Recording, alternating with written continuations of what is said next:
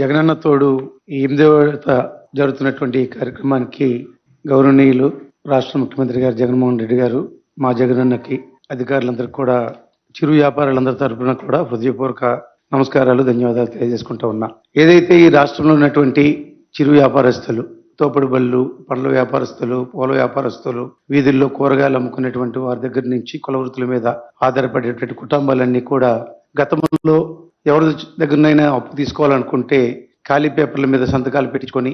₹6 దగ్గర నుంచి ₹10 వడ్డీ దాకా వసూలు చేసేటువంటి పరిస్థితి ఉండేది. ₹10,000 లోన్ తీసుకుంటే ₹9,000 మాత్రమే వాళ్ళ చేతుల్లో పెట్టి ₹10,000 వసూలు చేసేటువంటి పరిస్థితి కూడా ఉండేది. ఆ పరిస్థితుల నుంచి ఈ రాష్ట్రంలో ఉన్నటువంటి మొత్తం చిరు వ్యాపారస్తులు అన్ని కుటుంబాలు కూడా ఆనందంగా ఉండేదానికి, ఆర్థికంగా స్థిరపడేదానికి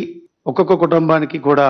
₹10,000 చొప్పున వడ్డీ లేనటువంటి రుణాలు ఎవరైతే సక్రమంగా తీసుకున్నటువంటి ఆ ₹10,000 కూడా సక్రమంగా చెల్లిస్తే చెల్లించవలసినటువంటి వడ్డీని ప్రభుత్వమే ఇచ్చే విధంగా, ఆ విధంగా కాకుండా ఇచ్చినటువంటి ₹10,000 సక్రమంగా తీర్చుకునేటప్పుడు ఈ ₹10,000కి అదనంగా ఒక ₹1,000 కలుపుకొని ఈ రోజు ₹10,000 దగ్గర నుంచి తీసుకున్నటువంటి ఆ లోను ₹13,000 వరకు కూడా బ్యాంకర్స్ ని కూడా కూర్చోబెట్టి SLBCలో మీటింగ్ లో బ్యాంకర్స్ అందరూ కూడా, నా అక్క చెల్లెమ్మలు కానీ, నా అన్నదమ్ములు కానీ ఎవరైతే ఈ చిరు వ్యాపారస్తులు ఉన్నారో వాళ్ళందరూ కూడా ఆర్థికంగా నిలదొక్కునే దానికి మీ సహకారం ఎంతైనా అవసరం అని చెప్పి వారి నుంచి ఏ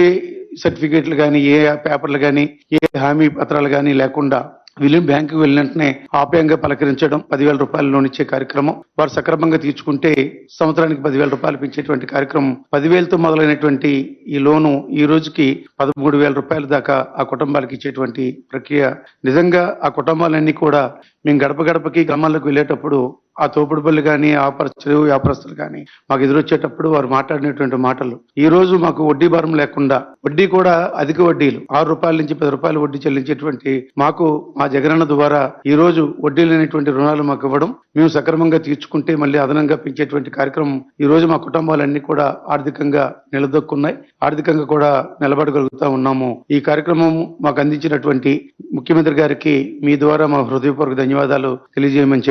చెప్పడం, ఈ రోజు ఈ కార్యక్రమంలో పాల్గొని ఆ చిరు వ్యాపారస్తులు అందరి తరపున కూడా ముఖ్యమంత్రి గారికి వారి తరపున హృదయపూర్వక ధన్యవాదాలు తెలియజేస్తా ఉన్నా.